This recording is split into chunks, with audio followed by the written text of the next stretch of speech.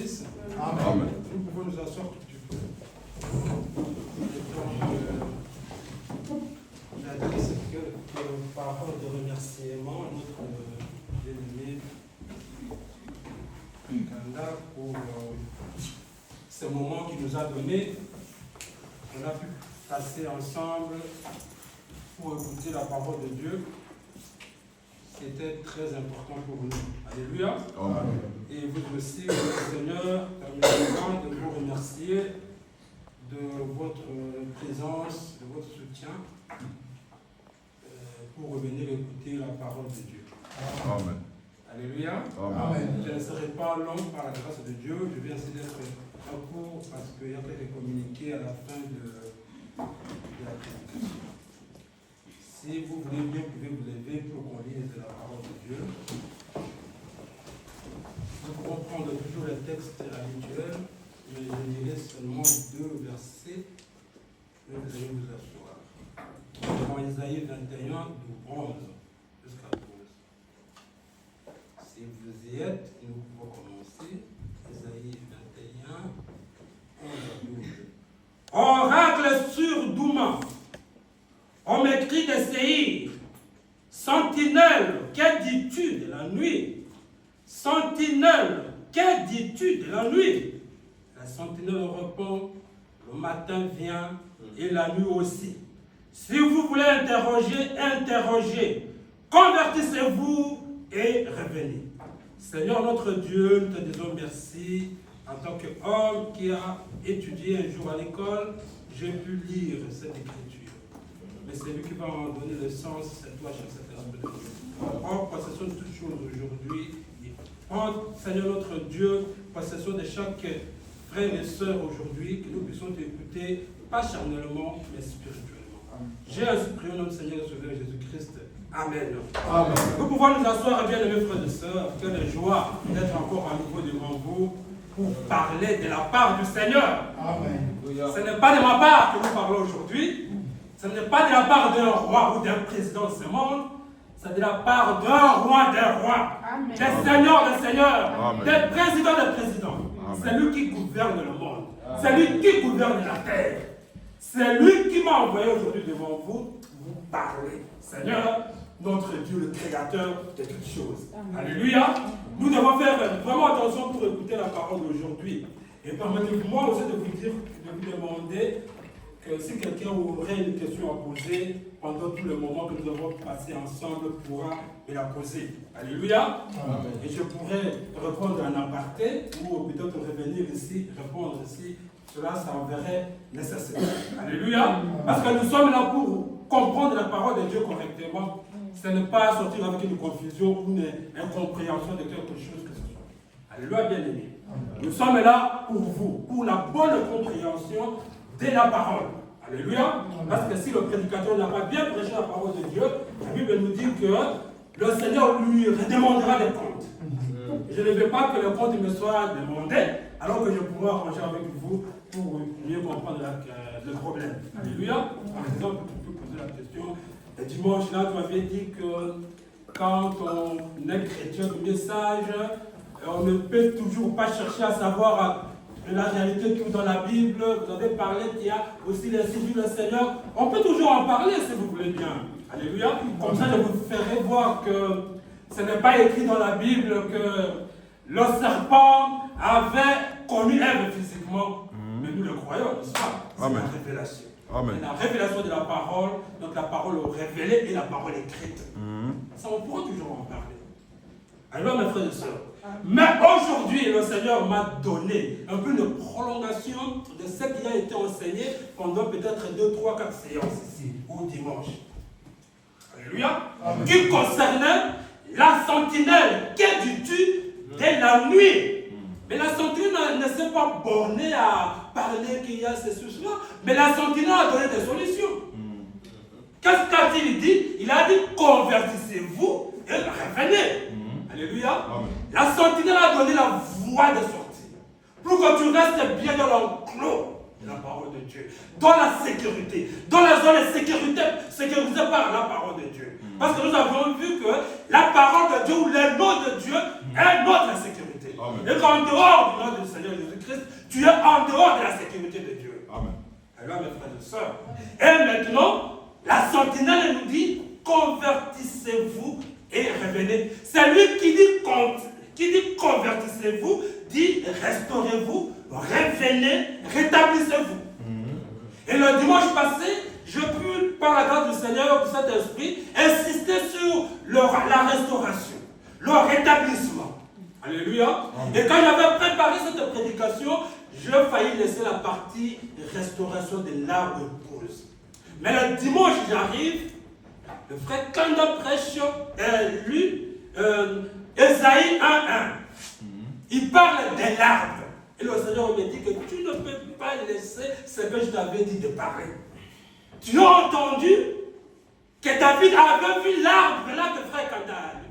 Oh Seigneur, je demande pardon. Voilà, aujourd'hui, je reviens avec. Alléluia. Amen. Mes frères et sœurs, quand Jésus-Christ était dans la montagne avec ses disciples, et les disciples ont vu Moïse, ils ont vu aussi Élie en conférence avec Jésus. On lui posait la question, mais Seigneur, nous a dit qu'Élie doit venir premièrement avant qu'on voie ce genre de choses. Et Jésus a répondu clairement à cette question, que je vais vous lire dans Matthieu 17, 11. Jésus leur dit, il est vrai qu'Élie doit venir rétablir toutes choses. Il est vrai que Élie doit venir. C'est-à-dire que l'Élie là n'est pas encore venu. C'est ça. Mais il doit venir. Où il viendra. C'est ça qu'il est dit dans Marc. Il lui répond à la même question. Et c'est Marc qui explique cela dans Marc 9, 12. Il dit, il leur a répondu, Élie viendra premièrement rétablir toutes choses. Alors, mes frères et sœurs, il ne leur parlait pas d'Élie de Jean-Baptiste. Mais l'Élie qui viendra, parce que Jean-Baptiste vient de venir, vient de faire son œuvre, vient de lancer Jésus, comme cela avait été écrit par le prophète. Mais Jésus ici parle d'un autre Élie qui viendra avec un but précis. Amen. Rétablir toutes choses. Rétablir la parole, si vous voulez. C'est ça. Et là, mes frères et sœurs. Et aujourd'hui, nous sommes dans le temps de rétablissement, Amen. de restauration. Amen. Amen. Alléluia. Il n'y a plus rien qui n'est pas restauré dans la parole de Dieu. Parce qu'Élie de rétablissement, de restauration, a tout rétabli. Alléluia, mes frères et sœurs. C'est pour cela que le dimanche passé, le Saint-Esprit insistait sur le fait que nous avons reçu une parole restaurée et les prédicateurs doivent être restaurés, des fidèles restaurés. On ne peut pas, après avoir reçu une parole de restauration, et vous n'êtes pas restaurés. Ça sera une aberration, bien sûr. Là, mes frères et sœurs. Et si nous allons dans Acte 3, 19 à 21, nous comprendrons, la Bible nous dit que Jésus-Christ ne reviendra pas sur la terre si la restauration n'a pas encore eu lieu. Amen. Alléluia. Dieu attache beaucoup d'importance sur la restauration, le rétablissement.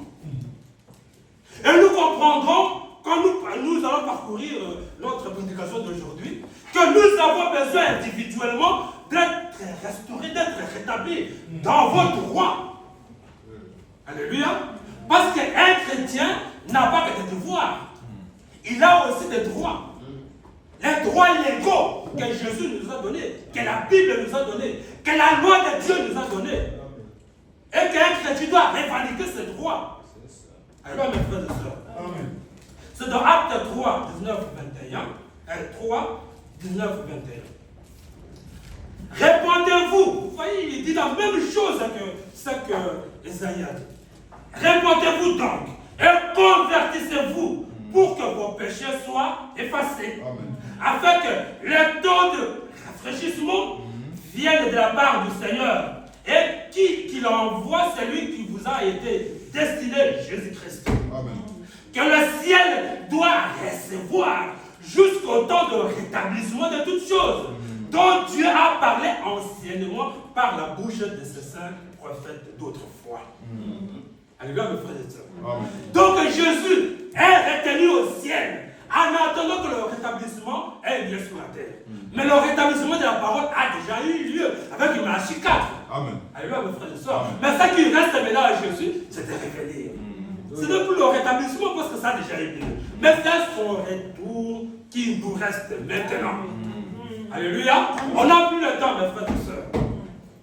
S'il faut définir un peu clairement le mot rétablissement, nous comprendrons que c'est ramener à la première propriété, au propriétaire, si vous voulez. Ramener la chose au premier propriétaire. C'est-à-dire que moi, la Bible m'appartenait, quelqu'un d'autre l'a volé, et je revendique qu'il puisse me restaurer ma Bible. Parce que c'est à moi, ça m'appartient. Donc le rétablissement ou la restauration, c'est faire revenir la chose au premier propriétaire. Amen. Alléluia, mes frères et sœurs. Deuxième sens de la définition, c'est que la restauration ou le rétablissement, c'est les promesses que peu importe le nombre de notre chute, peu importe notre désespoir, nous pouvons renaître. Quelles que soient les difficultés que vous connaissez dans la vie, quel que soit le malheur qui s'acharne sur vous aujourd'hui, mais sachez-le qu'il y a possibilité que vous puissiez renaître, que vous puissiez recouvrir votre dignité, recouvrir vos devoirs, vos droits. Alors, mes frères et sœurs, retrouvez votre valeur aussi. Si quelqu'un a perdu sa valeur, même dans ton travail, tu as perdu ta valeur. On t'a tellement humilié que tu ne te sens plus homme. Même dans ton mariage, même dans n'importe où, tu te sens diminué. Alléluia. Mais sache que tu peux retrouver ta valeur, votre dignité et notre raison d'être. Il y a beaucoup de gens parmi nous qui ont perdu leur raison d'être sur la terre. Ils se disent, mais Dieu m'a tellement oublié que parmi mes frères et sœurs, je ne représente plus rien. Alléluia. C'est la sous-estimation de soi. Ça arrive à tout le monde, mes frères et sœurs. Mais en tant que chrétiens, nous devons savoir, nous devons avoir présent à l'esprit que nous pouvons renaître à nouveau. Alléluia. Je ne parle pas de la nouvelle naissance. Je parle de retrouver sa valeur, sa dignité, en tant qu'homme, en tant que femme, en tant que chrétien. Alors, mes frères et sœurs, alors regardez ceci. Jésus-Christ est notre Seigneur, qui est l'arbre de vie, a été autrefois arrêté, massacré, tué par les Romains et ses frères juifs. Alors, mes frères et sœurs, mis en prison, flagellé, cloué sur la croix, et ça ne s'est pas arrêté là-bas, mis à mort, mis dans le tombeau. Alors, mes frères et sœurs. Alors, qu'est-ce qui s'est-il passé? Il n'a pas, notre Seigneur n'est pas dans le tombeau aujourd'hui, nous le savons bien. Il a été ressuscité, restauré, son corps a été ressuscité, restauré. Alléluia. Et quelques jours après, 40 jours après sa résurrection, il était avec ses disciples. Il était monté au ciel. 10 jours après, il a renvoyé son Saint-Esprit à ses disciples. Alléluia. Et il a créé une autre arbre. Lui qui était l'arbre époux a envoyé sa puissance, toute sa substance à l'arbre épouse. Alléluia, mes frères et sœurs. Comprenez là où je vous amène. Alors maintenant, l'arbre épouse a commencé à fonctionner avec la puissance qu'avait l'arbre époux. Les Romains ont dit, oh voilà, ces gens-là commencent à faire des miracles. Comme c'est Jésus-là, comme leur maître que nous avons crucifié, Anne et Caïphe commençaient à s'inquiéter. Cet homme-là avait vidé nos églises avec ses enseignements. Maintenant, ses disciples reviennent, l'église revient avec les mêmes enseignements. Il faut maintenant détruire cette église. Alléluia, mes frères et sœurs. Ils ont fait un plan de la destruction de l'église. Comme si de Nicée, nous le savons très bien. Avant qu'ils détruisent l'église, sachez-le bien qu'on baptisait les gens au nom du Seigneur Jésus-Christ. C'est après le conseil de Nicée qu'on a banni toutes ces choses. On a commencé à prier trois dieux, un Dieu qui était un Père, un Dieu qui était un Fils, un Dieu qui était un Saint-Esprit. On a commencé à adorer les statues. Statues de Marie ou de Saint-Joseph, Saint-Barthélemy et autres. Alléluia. Donc, l'organisation est entrée dans l'église, petit à petit. On a commencé à organiser l'église. L'église est devenue une dénomination. Parce que l'État a dit, mais non, nous voulons collaborer avec l'église. On ne peut pas, l'église tu es là en train de travailler pour la société. Et nous aussi, nous travaillons pour la société. Pourquoi nous battre? Nous devons nous attendre. Nous devons collaborer. Nous devons marcher ensemble. Mais vous devez quand même accepter ceci. Vous ne pouvez pas être trop radical pour ça. Alléluia. Donc, l'union entre l'église et l'État. Et Dieu a quitté l'église. Alléluia. Alors que l'église avait le fruit qu'avait Jésus-Christ. Les 9 dons d'esprit, 9 fruits de l'esprit, l'église l'avait. Les apôtres ressuscitaient les morts. Les apôtres faisaient des miracles que Jésus faisait. Parce qu'il leur avait dit que vous ferez des miracles plus que ce que je fais, parce que moi je vais au Père. Mais l'église est agressée, devenue amorphe, morte. Et en autre temps, Dieu a prévu le temps de restauration de cette même église. Regarde mes frères et sœurs. Regardez, je commençais par l'église de Jésus-Christ, l'arbre de Jésus-Christ lui-même, qui était l'arbre qui était dans le jardin dont on parlait là, dont Genèse parle. C'était Jésus-Christ lui-même, qui est venu sur la terre physiquement, détruit par les Romains et ses frères juifs. Alléluia. Et ce même Jésus est parti en tant qu'arbre épouse. Mais l'arbre épouse ne peut pas avoir des enfants. Il doit avoir une femme qui est l'arbre épouse. Donc l'arbre épouse a été détruit et puis est revenu envoyer sa puissance sur l'arbre épouse. Et maintenant l'arbre épouse a été détruit. Maintenant Dieu a prévu un plan pour faire renaître cet arbre. Et c'est ça la mission de Malachie 4. Redonner la vie à ce qui a été détruit. Redonner la vie à l'arbre épouse qui a été détruit. Au fil des temps, au fil des années. Regarde, mes frères et sœurs. Alors maintenant, si nous pouvons lire le frère Branham dans Restauration.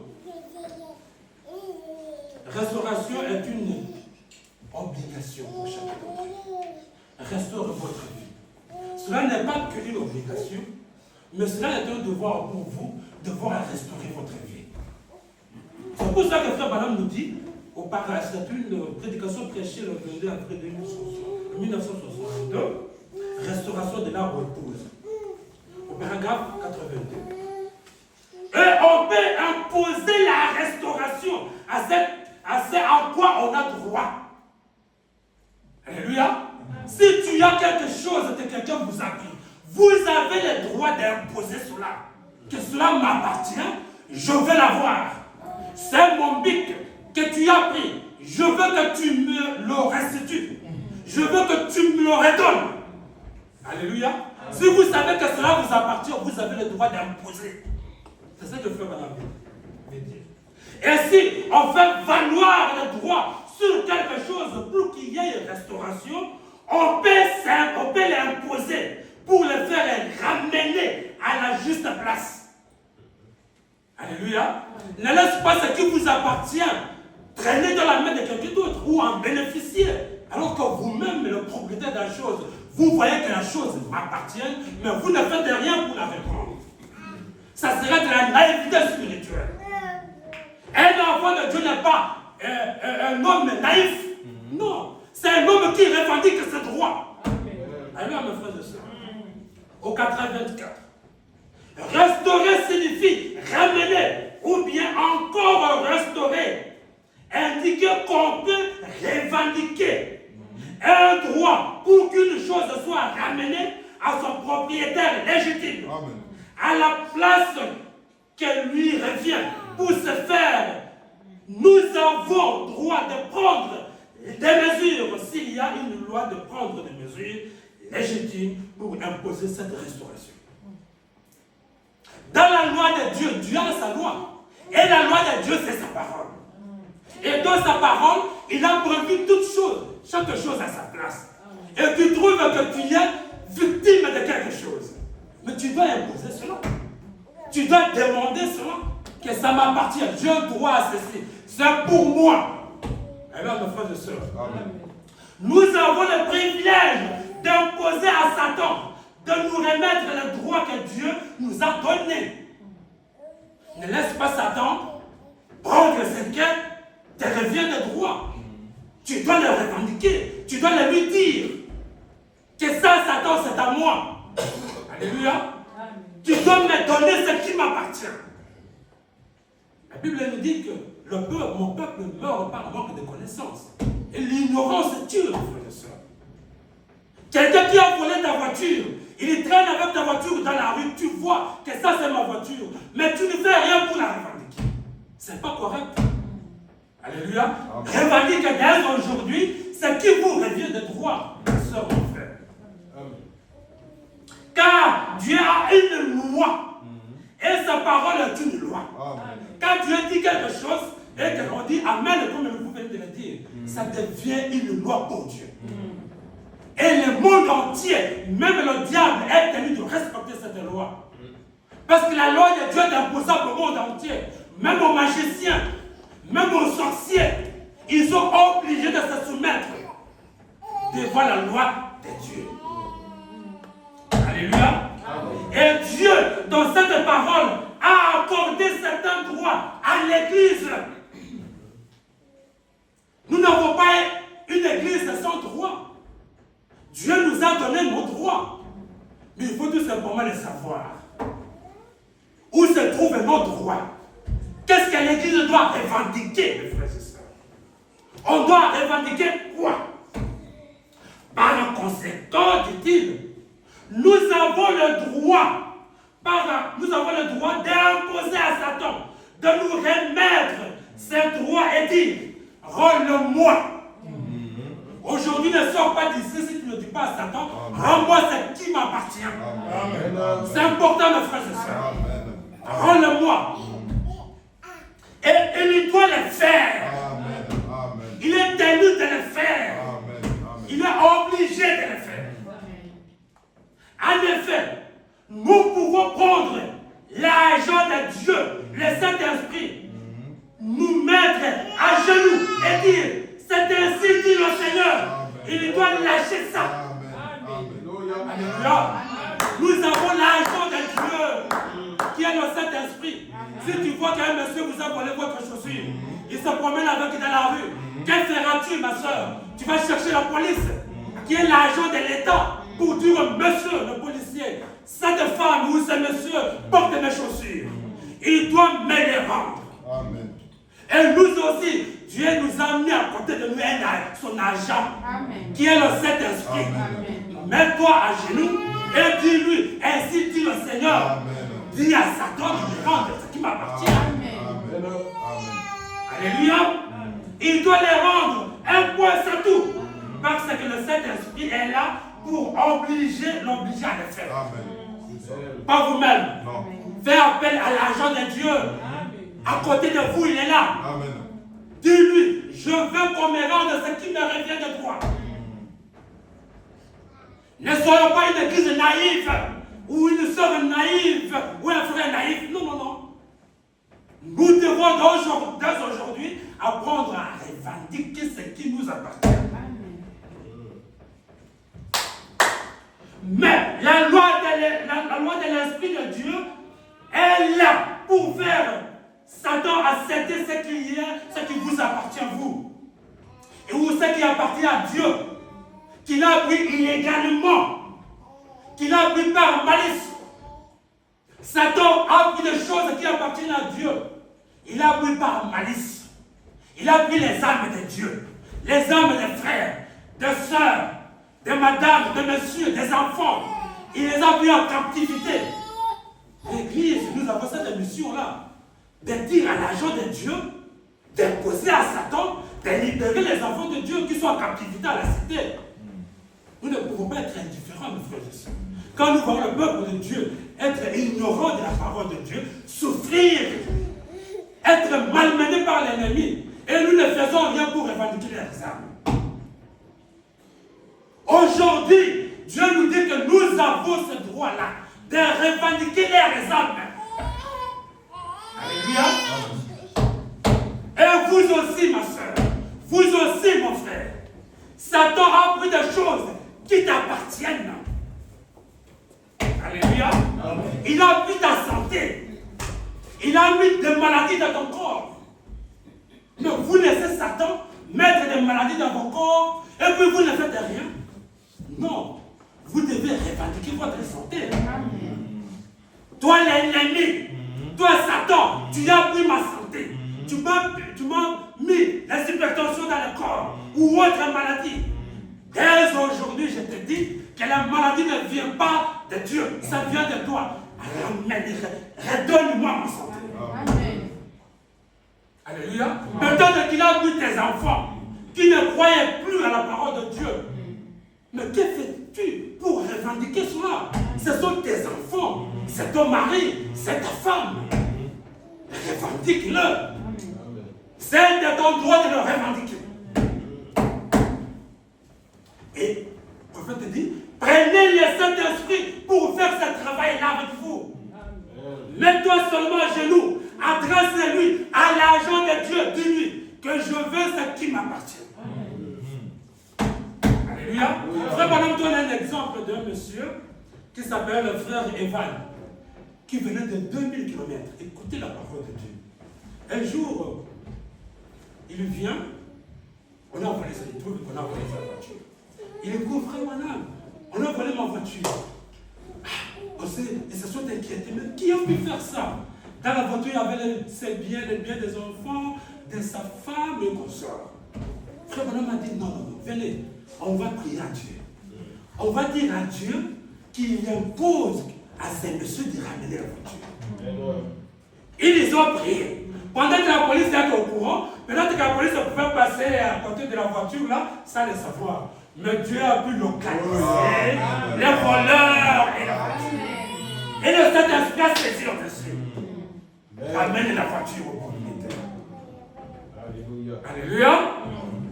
Après la prière, le frère Branham est allé dans son bureau et Dieu lui a montré une vision que le monsieur a ramené la voiture, l'a garé dans la rue à côté. Frère Branham est sorti l'appeler.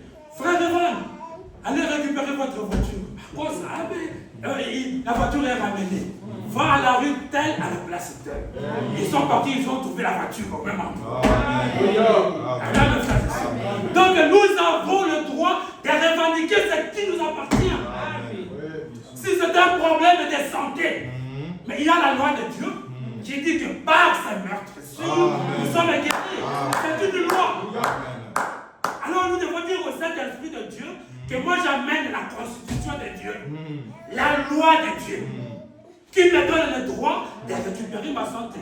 Parce que ma maladie a été clouée sous la croix de Jésus-Christ. Et le Saint-Esprit est obligé d'aller le poser sur la Satan, de vous redonner votre santé. Amen. Ne laissez pas la santé te nuire. C'est l'œuvre du diable. C'est Satan qui veut t'amener à la mort. Pendant que tu es encore vivant, revendique ta santé. C'est de ton droit. Alléluia. À cause de péché, où tu as fait quelque chose, Satan te l'amène. Il te culpabilise. Avec ce que tu as fait vraiment, Dieu ne peut pas te pardonner. Dieu ne peut pas te bénir. C'est ça qu'il fait. Il te fait peur pour cela. Mais tu as la loi de Dieu entre tes mains. Qui dit, il a blessé pour nos péchés. Jésus-Christ a blessé pour nos péchés. Il a été cloué sur la croix et nos péchés avec lui. Donc dites à Satan aujourd'hui qu'il enlève la culpabilité dans mon cœur.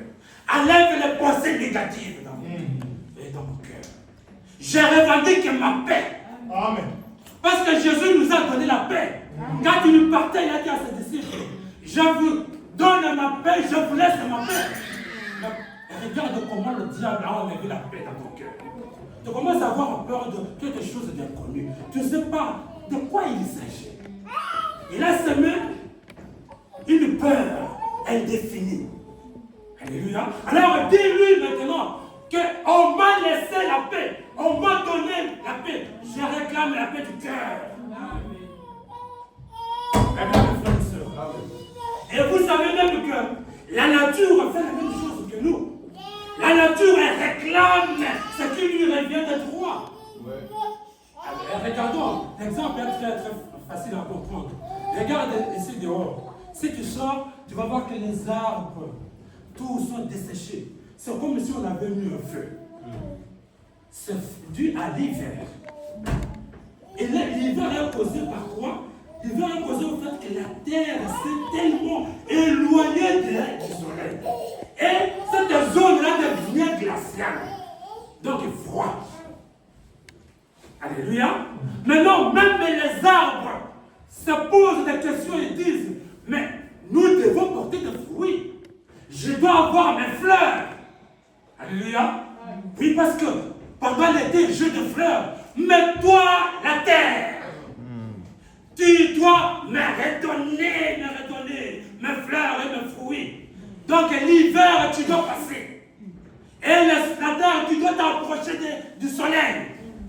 La nature réclame ses droits. Alléluia. La nature réclame les droits. Mais l'être humain, créé à l'image de Dieu, est incapable de réclamer ce qui lui revient de Dieu. Alléluia. Même les morts, mes frères et sœurs, réclament leurs droits. Ah oui. Les morts en Christ réclament leurs droits. Ils veulent que l'enlèvement vienne, qu'ils sortent de poussière, que leur corps sorte de poussière. C'est ce que Job avait vu dans son temps, 4000 ans avant l'arrivée du Seigneur Jésus-Christ sur la terre. Qu'a-t-il dit? Job 19, 26. Job a dit, même après que les vers de ma peau auront détruit mon corps, de ma chair, je verrai Dieu. Alléluia. Et Job a vu ces jours-là, que je reverrai Dieu dans sa chair. Mais si nous prenons la chair de quelqu'un qui est décédé il y a 4000 ans, mais ce n'est qu'une petite poussière. Mais il dit que dans cette chair-là, même si c'est détruit, moi je verrai Dieu. Amen. Alléluia. Et après la mort du Seigneur Jésus-Christ, le jour de sa résurrection, il est allé au séjour des morts. Alléluia. Arrivé là, Satan l'a vu. Ah, c'est l'homme, le Seigneur, le Créateur. Il est là. Il n'avait pas lu que dans les camps de l'ennemi, dans le séjour des morts. Il est descendu, prêcher les âmes qui sont en prison. Comme vous n'avez pas écouté Moïse, comme vous n'avez pas écouté le prophète que j'ai envoyé, vous êtes condamnés. Il a quitté le lieu de condamnation. Il est parti voir ses frères. Alléluia. Je pense que Élisée l'a vu. Ce n'est pas celui-là. Et Abraham qui le voit, qui appelle Sarah. Sarah, viens. Ce n'est pas le monsieur qui nous a promis l'enfant. Et Sarah qui l'entend parler, il dit, mais c'est la voix qui m'a dit que Sarah, tu es en train de rire. Alléluia, mes frères et sœurs. Et Daniel a pu dire, ah, mais c'est celui-là qui m'a protégé quand j'étais dans le fosse au lion. Il a arraché la clé de ce jour de mort. Il est allé ouvrir la porte. Et tous les frères sont ressuscités avec lui. C'est ce que Job avait vu, mes frères et sœurs. Et Job était des nombres. Tous les chrétiens de l'Ancien Testament qui étaient morts étaient ressuscités ce jour-là. C'est ça que David a vu. David a vu cela, il est dit dans Psaume 24. Je vais lire au verset 7. Psaume 24. Il dit, élevez-vous, porte éternelle, élevez-vous, que le Seigneur de gloire entre. Il s'est arrêté là, au verset 24.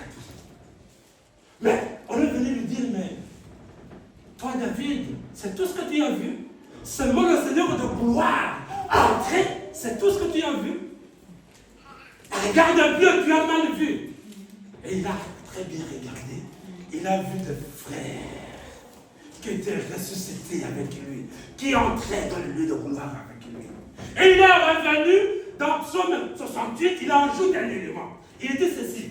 Il est monté en haut et a emmené captive la captivité. Tous les frères qui étaient captifs, il les a amenés. Alors, mes frères et sœurs, même un homme mort, là, on a dit, toujours dans la même prédication, verset, au paragraphe 127, il dit ceci. C'est ceux qui s'étaient, ceux qui étaient en captivité se sont réjouis d'avance de la promesse que nous attendons aujourd'hui. Alléluia. Amen. Même nos frères, nos sœurs qui sont morts aujourd'hui, après la résurrection du Seigneur Jésus-Christ, connaîtront ceci, connaîtront cette loi de Dieu, de la résurrection. Même si leur chair est complètement détruite, ils verront Dieu, comme Job l'a dit. Amen. Même si quelqu'un qui vous a été plus cher est décédé, nous avons cette conviction, nous avons la foi que nous allons la revoir ou le revoir. C'est ça notre consolation, mes frères et sœurs. Parce que la Bible nous dit, consolez-vous par la parole de Dieu, par l'exhortation, par la prière. Alléluia. Et regardez là où nous sommes venus. Là où nous devons comprendre. Là où nous devons faire attention pour comprendre. Frères et sœurs. La restauration de l'Église. Et l'arbre épouse dont je vous parlais au début. Bien. Allons maintenant à Joël. Joël 1. Je vais lire au premier verset, deuxième et quatrième. Joël 1. Premier verset. La parole de Dieu fut adressée à Joël, fils de Bethuel. Il dit, écoutez ceci, vieillard. Je suis au 4. Ce qu'a laissé les Gazam, la souterraine l'a dévoré. Et ce qu'a laissé la souterraine, les Gélèques l'a dévoré. Et ce qu'a laissé le Gélèque, les Asiles l'a dévoré. Et Joël s'est arrêté là-bas. On dit non, tu as vu seulement la destruction, mais tu n'as pas vu la restauration. Alors il y revient pour parler encore de la restauration de cet même arbre qui a été détruit par les insectes. Et dans Joël 2, verset 5, il dit ceci.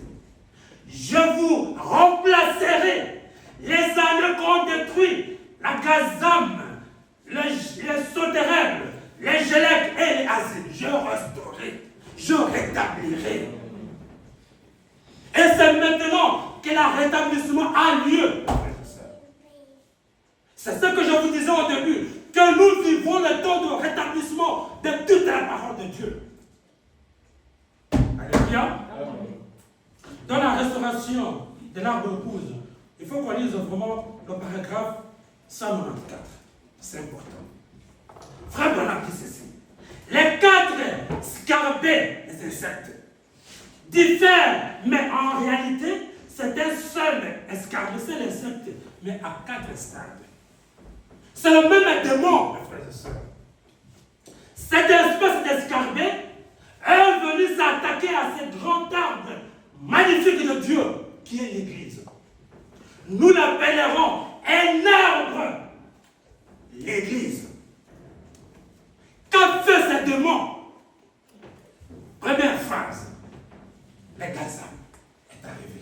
Quand le Gazam est arrivé, il a détruit quoi? Le fruit de cet arbre, qui est l'Église. L'Église, c'est vous et moi, frère. L'objectif numéro 1 du diable, s'il veut te faire tomber, c'est détruire tout le fruit que vous avez, le fruit de la foi, ou spirituel. Alléluia. Et le premier fruit qu'il a détruit, c'est l'amour. Nous n'avons plus l'amour pour la parole de Dieu. On manque l'amour pour Dieu. Quand nous absentons à l'église, nous manquons l'amour pour Dieu. Quand un frère a un problème ou une soeur, est-ce que nous nous en soucions de ça? Est-ce que vous avez l'amour? L'amour supporte tout, ma soeur. Un couple, un homme ou une femme ne peuvent pas habiter dans la même maison s'il n'y a pas l'amour. Alléluia. C'est l'amour qui fait que les gens soient ensemble. Et le diable le sait. Il attaque premièrement l'amour. Et le message du temps de la fin est venu pour rétablir l'amour entre frères, entre sœurs. Dans l'église, nous devons nous aimer. Comme les apôtres en Pentecôte s'aimaient. Ils étaient toujours ensemble, mes frères et sœurs. Donc, nous devons retourner à Pentecôte. C'est ça le message du temps de la fin, Malachie 4. Nous ramène à Pentecôte, à cet amour-là qui rend Pentecôte. Alléluia. Il a détruit la joie. Les gens n'ont plus la joie. Quand on se voit, on n'a plus la joie comme avant.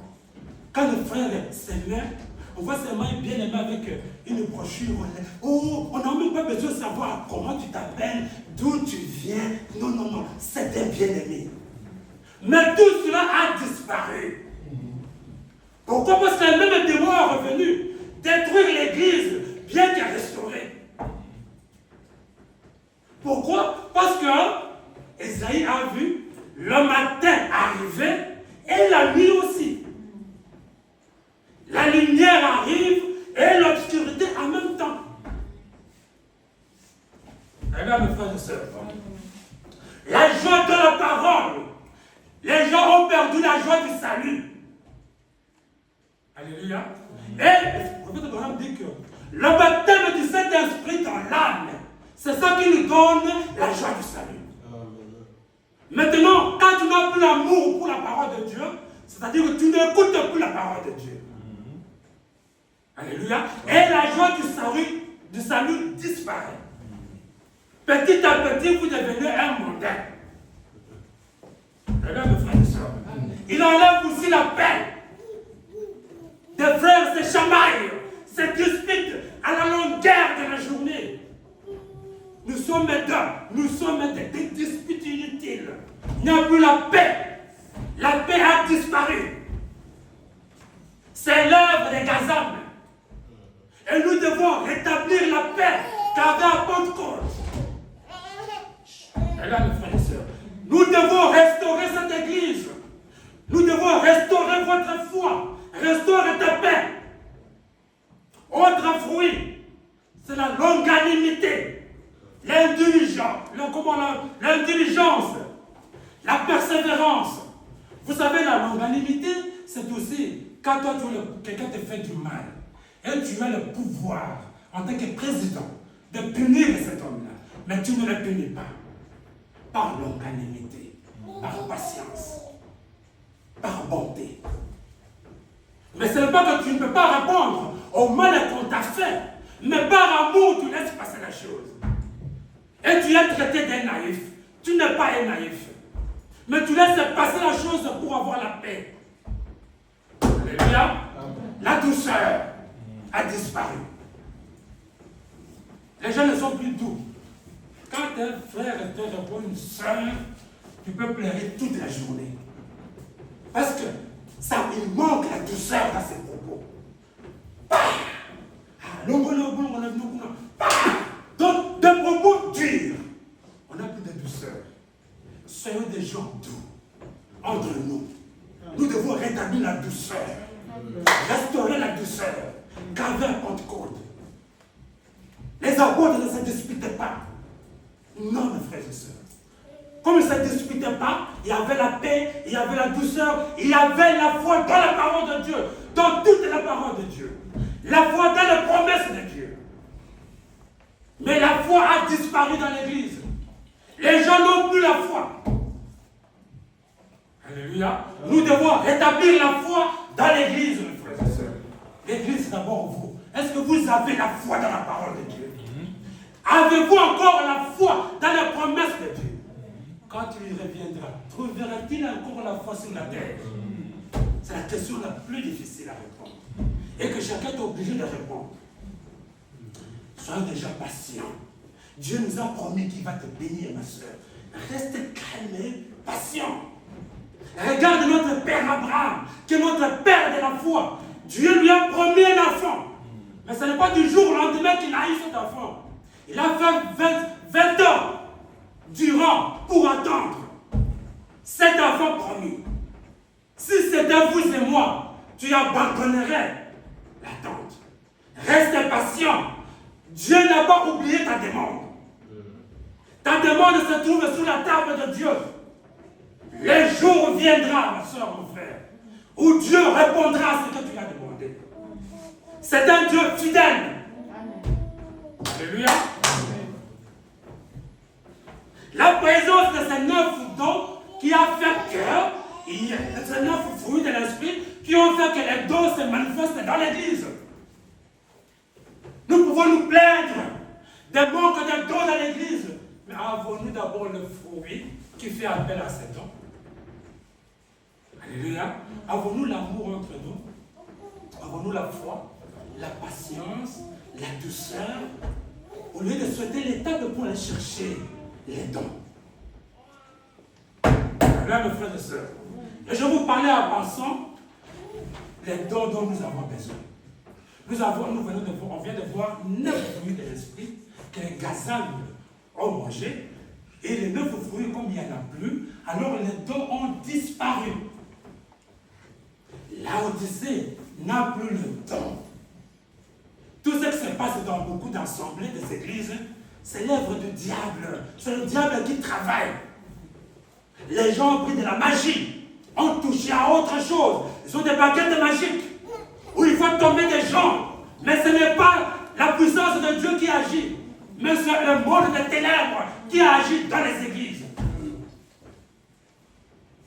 Les hommes font pallier l'absence de Dieu à autre chose, mes frères et sœurs. Et c'est justement ça la dénomination. Et nous avons les dons de révélation. Dans les dons de révélation, nous avons les dons de sagesse, dons de connaissance, dons de discernement. Tout cela a disparu dans l'église. Alléluia. Est-ce qu'il y a encore des dons parmi nous? Le pasteur a souvent crié sur les dons. Nous devons voir les dons dans l'église. Le mercredi, nous avons prié pour les dons dans l'église, dans l'assemblée. Mais comment est-ce qu'on peut avoir les dons si les fruits ont déjà disparu? Rétablissons d'abord ces fruits-là. Ramenons la paix, ramenons la joie, la patience, la longanimité, la foi dans les promesses de Dieu, l'amour. Amen. C'est à ce moment-là que l'Esprit de Dieu viendra. Parce que tous ces 9 fruits-là représentent Christ. C'est ce qui était en Jésus-Christ. Même les dons n'appartiennent pas à un frère. Non. Si un frère a reçu le don de guérir le malade, ce n'est pas lui qui guérit. Non. C'est Dieu au travers de lui. Amen. Chacun d'entre nous a un don, tel que nous sommes ici. Mais ces dons sont endormis à cause du péché, à cause du mal parmi nous, de l'abandon de l'œuvre de Dieu. C'est pour cela qu'il n'y a plus de dons. Si tu n'as plus de dons, mes frères et sœurs, le diable peut faire de cette église ou des assemblées en général tout ce qu'il veut. Parce qu'il n'y a plus rien qui montre son plan à venir. Il n'y a plus de puissance. Dans les dons de puissance, nous avons don de la foi, don des miracles, don de guérison. Les gens sont malades. Où sont les frères et sœurs qui ont le don de guérir les malades? Il n'y en a pas. Il y a toujours des malades parmi nous. Mais nous avons ce droit d'avoir le don. Amen. Où sont partis ces dons parmi nous? Révélons les dons qui sont en nous. Pour que l'œuvre de Dieu aille de l'avant. Qu'il y ait des guérisons et des témoignages parmi nous. J'ai été malade. Les enfants de Dieu ont prié. Je suis guéri. Amen. Où sont partis les dons dans l'église? Mes frères et sœurs. Les dons de l'édification. Dans l'édification, nous avons les dons de parler en langue, dons d'interprétation, dons de prophétie. Vous savez que, attention, le don de prophétie diffère du prophète. C'est un don que Dieu a donné, mais ce n'est pas le prophète. Ce n'est pas un ministère. Dieu vous bénisse. Alléluia. Mais c'est un don. Alléluia. Et ce qui fait que si le diable veut attaquer un d'entre nous, un don, celui qui a le don l'a déjà vu. Il y a une sœur que l'ennemi a préparée pour lui tendre la piège. Quelque part, prions pour cette sœur. C'est la sœur telle. Parce que les dons fonctionnent parmi nous. C'est ça la force même de l'église. Amen. Une église sans don, c'est une église morte. Une église naturelle et non spirituelle. Soit une église spirituelle. Et nous avons le droit de revendiquer ce que le diable a détruit en nous. Mesdames et frères et sœurs, les choses ne se sont pas arrêtées sur les Gaza. Mais il a envoyé aussi les souterrains pour manger les feuilles des arbres. Ils sont venus en nombre, ils ont mangé tout le feuille de l'arbre. L'arbre a perdu son ombre. Voyez, un arbre qui n'a plus de feuilles, les gens ne peuvent plus venir avec une chaise pour bénéficier de la fraîcheur de cet arbre. Il y a le soleil qui tape dessus. Alléluia. Et ça, c'est quoi? C'est la communion fraternelle.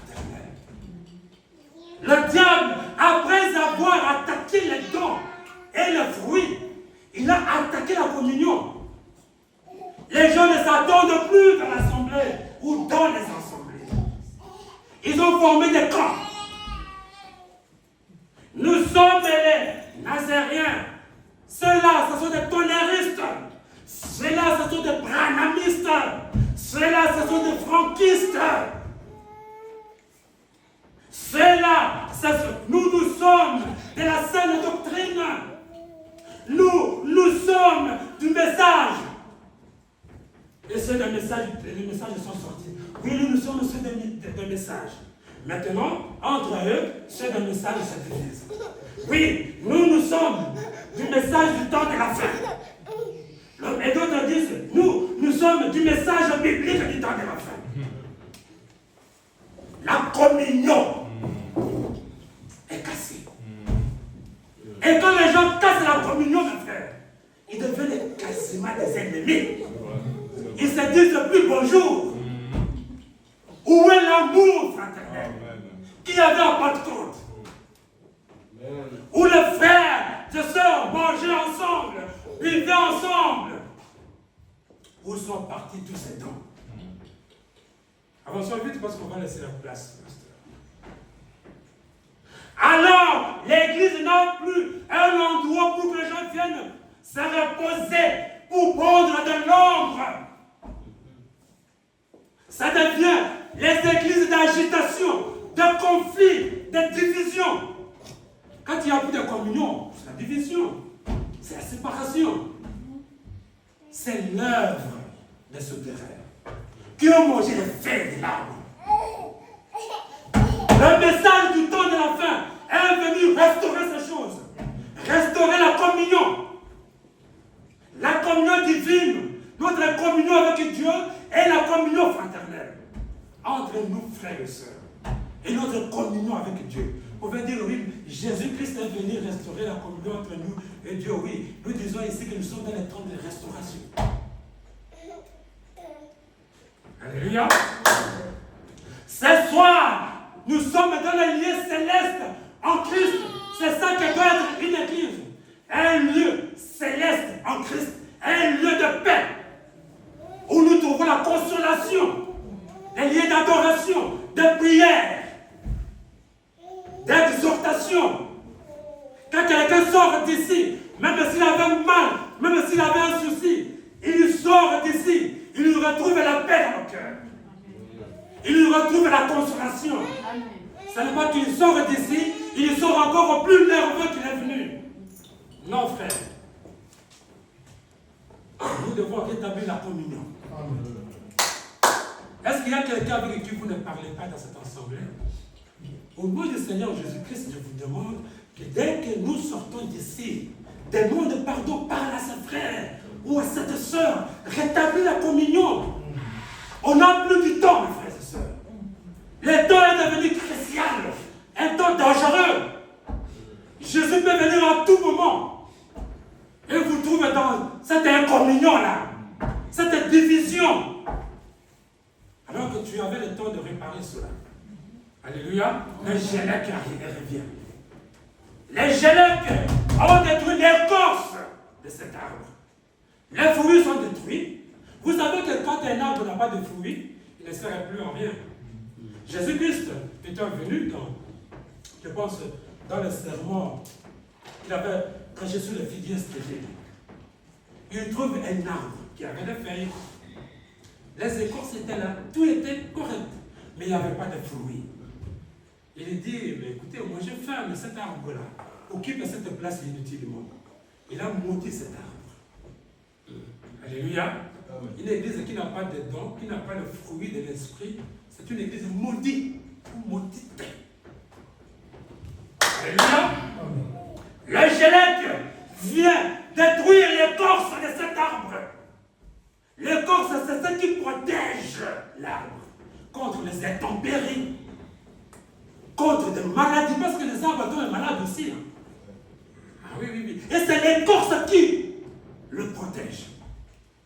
Et le diable est venu détruire l'écorce de cet arbre. Regardez comment cet arbre est en train de mourir. Il n'a plus de fruits, il n'a plus de feuilles, les gens ne viennent plus abriter. Et maintenant, on tape sur les écorces. La protection de l'Église, la doctrine même de l'Église. Alléluia. Est tapée, détruite. L'écorce, c'est la protection de l'arbre, sa couverture, son source d'approvisionnement est détruite. C'est ça même la religion. La religion veut dire la couverture. C'est ça la définition même d'une religion. C'est la couverture.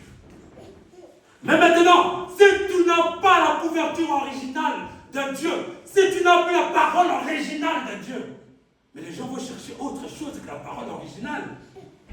C'est ça qu'Adam et Ève ont fait dans le jardin d'Éden. Quand ils ont péché, Dieu les a couverts de ces vêtements glorieux qu'ils ne pouvaient pas voir.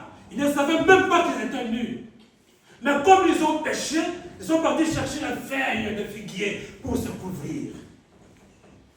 Les gens commencent à se couvrir eux-mêmes, à se protéger eux-mêmes. C'est la parole de Dieu qui nous protège. C'est Dieu lui-même qui nous protège. C'est lui qui protège l'Église. Mais l'Église n'a plus de doctrine. Les dogmes sont entrés, de faussetés sont entrés dans l'Église. De fausses doctrines. Le culte de personnalité. Nous sommes les deux. C'est deux. Alléluia. Les gens parlent beaucoup plus des gens, des personnes, que de Jésus-Christ lui-même dans les églises. C'est vrai. Rétablissons notre doctrine. Et quand le diable a détruit la doctrine, il est venu avec le baptême au nom du Père, du Fils et du Saint-Esprit. C'est leur croyance. Et ils ont imposé cela à tout le monde. Et ce qui va être encore imposé dans les jours à venir. Et l'église qui sera persécutée, c'est l'église du message. Parce qu'ils vont refuser d'entrer dans l'écuménisme. Et l'église du message sera fermée partout dans le monde. Ah oui, mon frère, ma soeur. Même si la tribulation, on ne la connaîtra pas, mais la persécution, nous la vivrons. Et la persécution arrive. Il est temps de se couvrir, se protéger de la parole. Pas d'autre chose. Pas de dogme. Avant que le Malachie 4 ne vienne, les gens baptisaient toujours au nom du Père, du Fils et du Saint-Esprit. Malachie 4 est venu restaurer le baptême au nom du Seigneur Jésus-Christ. Comme cela était auparavant en Pentecôte. Malachie 4 est venu rétablir le repas du Seigneur. Dans beaucoup d'églises, des églises, on les mange à midi, on les mange au matin, on les prend au matin. Mais c'est au soir. Alléluia. L'imposition des mains les lavages des pieds, l'appel au ministère. Voilà toutes ces choses-là que Malachie 4 va venir rétablir. Et nous vivons un rétablissement plein et complet. Alors, mes frères et sœurs, attention, je termine. Si le corps est détruit, c'est la fin d'une église naturelle et non spirituelle. Aujourd'hui, c'est le naturel qui règne. Nous, c'est nous. Chez nous, c'est nous, c'est... Et pas une abuse. Vous qui, par rapport aux choses de Dieu? Vous devenez qui? Nous croyons, vous qui, par rapport à Dieu et sa parole. Les gens comptent toujours sur nous croyons, nous. Qui sommes-nous devenus? Plus que la parole. Et l'asile arrive, je termine là. C'est ça la fin. Un autre secte, trop dangereux, qui était venu. Et cet insecte-là s'est attaqué, je veux dire, à ce qui est encore plus important pour un arbre. C'est un insecte suceur qui était venu détruire la pulpe de l'arbre. Là où passe l'eau pour nourrir les branches, pour nourrir l'écorce, pour nourrir les feuilles et donner des fruits. Il a commencé à sucer cette eau. Et la pulpe a commencé à dessécher. Il s'est attaqué à la vie même de l'arbre. Alléluia. Amen. Ça, c'est la dénomination. Cet insecte, frère Branham dit que c'est la dénomination. Un esprit dénominationnel dans l'Église. L'organisation de l'Église. Ce message ne peut pas faire l'objet d'une dénomination ou d'une organisation.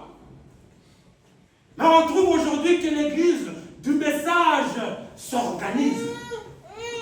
Non. Ça, c'est venu de Rome, qui a organisé l'Église. Nous ne marchons pas dans l'organisation. Alléluia. L'Église est locale, est indépendante. Amen. N'est pas dirigée par une Église YZ ailleurs. Non. C'est une organisation. Et ça, c'est l'œuvre des asiles. L'insecte dangereux qui s'attaque à la vie même de l'Église. Comme ça, tu diriges quelque part. Les directives viennent de là. Vous devez faire ceci. Vous devez prêcher comme ceci. Vous devez dire ceci. Les assemblées locales ou locaux n'ont plus d'indépendance dans leur prédication. Parce qu'ils sont dirigés quelque part. Ils ont un chef. On ne peut pas avoir un chef. À part dans l'église locale qui a un pasteur. C'est ça, frères et sœurs. C'est peut-être dur, mais c'est ça. Et frère Branham a insisté qu'on ne peut pas organiser une église. Lui-même n'a pas laissé une église organisée. Et nous n'avons pas le droit de l'organiser. Il a dit qu'à chaque fois qu'un leader meurt et que les gens essaient de s'organiser, l'église tombe. Alléluia. Voilà, nous devons laisser la place au pasteur. C'est ce que je veux vous dire aujourd'hui. Frères et sœurs, nous devons nous lever. Revendique un peu tes droits. Revendique tes droits. Vous avez un problème de santé. Revendique ta santé. Ta famille est détruite. Mais tu regardes. Revendique. Revendique tes enfants. Revendique ta femme. Revendique ton travail que tu as perdu. Revendique tout. Chantons le 10 et puis nous prions. 10 dans nos femmes.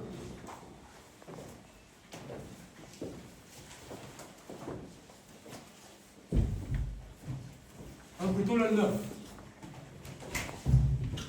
Dieu tout-puissant. Dieu tout-puissant. Comment on considère? C'est la page combien? 3. 3.